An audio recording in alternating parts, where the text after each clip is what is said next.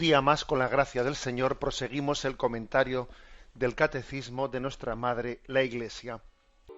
Continuamos en esta edición del Catecismo con el punto 237, explicando qué significa el término misterio. En su sentido estricto, un misterio es una verdad sobrenatural que por su misma naturaleza está por encima de nuestra inteligencia. Por eso siempre hablar de Dios es hablar de un misterio, es algo que nos supera. Y el Concilio Vaticano I hizo alguna afirmación sobre este tema muy importante. La existencia de los misterios teológicos es una doctrina de fe definida por el Concilio Vaticano I, el cual decía que si alguien dice que en la revelación divina no están contenidos ningún misterio propiamente dicho, sino que son desarrollos de la razón natural, que todos los dogmas de la fe pueden ser entendidos y demostrados a partir de los principios naturales, ese tal sea anatema. O sea, el Concilio Vaticano contra el racionalismo dice, no, oiga, mire usted, los dogmas de la fe no pueden ser demostrados racionalmente. No son producto de un silogismo, que si esto está, luego está, luego entonces la Eucaristía, no sé qué, no. Es absurdo pensar que el racionalismo pretenda decir que con la mera razón vamos a ser capaces de conocer a Dios. No.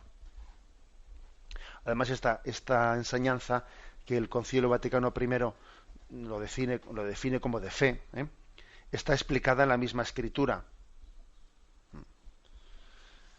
Hay un texto muy especial que es la primera carta a los Corintios, el capítulo 2. Si tenéis tiempo de leer el capítulo 2 de la primera carta a los Corintios, veréis que allí este tema se aborda con mucha nitidez. Es muy cortito el capítulo, lo voy a leer. Dicen: yo mismo, hermanos, cuando vine a vosotros a anunciaros el misterio de Dios, no lo anuncié con sublime elocuencia o sabiduría, pues nunca entre vosotros me precié de saber cosa alguna, sino a Jesucristo y este crucificado. También yo me presenté a vosotros débil y temblando. Mi palabra y mi predicación no fue con persuasiva sabiduría humana, sino con la manifestación y el poder del Espíritu, para que nuestra fe no se apoye en la sabiduría de los hombres, sino en el poder de Dios.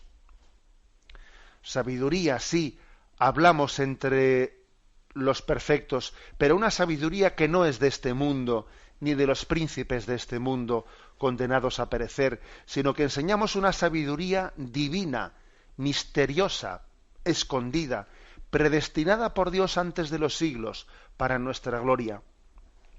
Ninguno de los príncipes de este mundo la ha conocido, pues si la hubiese conocido, nunca hubieran crucificado al Señor de la gloria.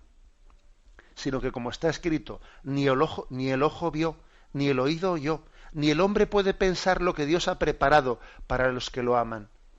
Y Dios nos lo ha revelado por el Espíritu, pues el Espíritu lo sondea todo, incluso lo profundo de Dios. Pues, ¿quién conoce lo íntimo del hombre? Sino el Espíritu del hombre que está dentro de él. Del mismo modo, lo íntimo de Dios lo conoce solo el Espíritu de Dios. Continúa, pero la verdad es que es maravilloso.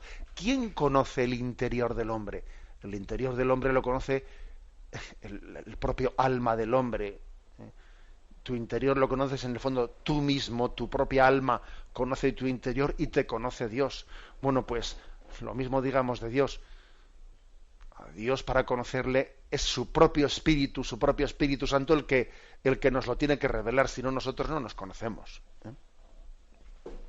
Nosotros no podemos juzgar al prójimo, del fondo, porque no le conocemos bien. Tú no conoces bien al prójimo, no le puedes juzgar. Bueno, pues imagínate de Dios. Es que Dios mismo tiene que manifestarse. Tú a Él no le conoces si Él no se manifiesta en su misterio. Bueno, como veis, pues el capítulo 2 de la primera carta a los Corintios es un capítulo como muy, muy definitivo, ¿no?, a este respecto. Los errores principales contra lo que estoy diciendo son los errores del racionalismo, que niegan la existencia de los misterios sobrenaturales, del misterio de la Trinidad principalmente, ¿no? Ellos objetan, los racionalistas, que creer en los misterios es degradar la razón. Y su argumento favorito se suele basar en el principio de que no existe nada intermedio entre lo razonable y lo irracional. O es racional o es irracional. Por lo tanto, todo lo misterioso es irracional y hay que rechazarlo. Pero claro, esta argumentación es falaz, porque confunde lo incomprensible con lo inconcebible.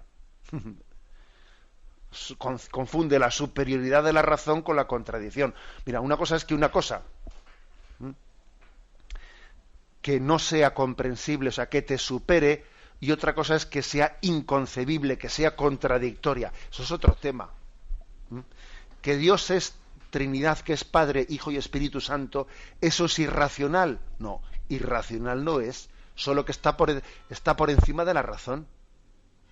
Está por encima de lo que tú puedes conocer por tu razón, pero no es irracional. Irracional es lo que es contrario a la razón, que es distinto. Es como si te dicen, oye, que tu padre y tu madre tuvieron pues un aborto que tú no has conocido, ¿eso es irracional? No, no es irracional, solo que tú no lo conoces, pero pudieron tenerlo perfectamente. Bueno, pues pongo este caso, o bueno, perdonad por el ejemplo que se me ha ocurrido. Bien, por lo tanto, la mente de una criatura no puede captar, por la naturaleza íntima de las verdades misteriosas, muchas cosas, y tiene que recurrir a ejemplos, a analogías. Muchas veces hablamos de las cosas de Dios pues poniendo ejemplos, ¿no? A veces son ejemplos más acertados, otras veces menos acertados, ¿no? Lo digo por experiencia propia, Bueno, echamos mano de analogías para hablar de las cosas de Dios porque en sí mismo nos superan, ¿no? Pero lo que hay que decir es que el conocimiento de lo sobrenatural es más excelente que ninguna sabiduría humana. Porque aunque sea incompleto, pues hablamos de Dios que supera a todo lo creado. Y además, Dios es infalible. Y cuando Dios nos revela una cosa, nos podemos fiar más de Él que de nuestros propios razonamientos. Si a pesar de eso Dios nos sigue resultando misterioso, es por la debilidad de nuestra razón, porque nuestra razón le ocurre como cuando al ojo mira al sol, que le ciega. Es verdad que el sol te ayuda a ver todo. Sin el sol no veríamos nada. Pero por otra parte, si intentas mirar al sol en sí mismo, te ciega.